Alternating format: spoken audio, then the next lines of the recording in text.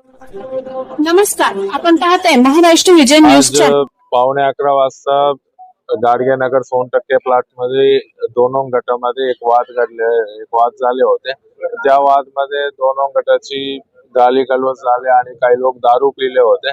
त्या दारू पिल्याची नशामध्ये दगडफेक वगैरे झालेली होते। तुरंत पोलीस इकडे पोहोचले होते। त्याच्यानंतर दोनों गटाची काही लोकांना ताब्यात घेतले आणि दोनों गटांना सेपरेट केलेले आणि एफआयआर दाखल करण्याची प्रोसेस पण सुरू आहे सध्या। आणि सध्या पूर्ण सोनटक्के प्लॉट गाडगेनगर शांतता है।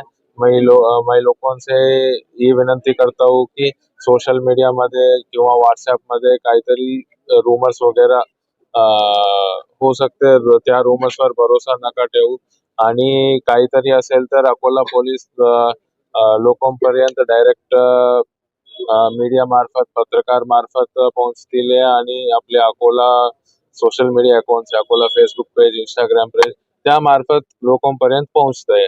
इकडे काही पण रूमर्सवर मी लोकांना विनंती करतोय, भरोसा ठेवू नका। सध्या पूर्ण शांतता आहे।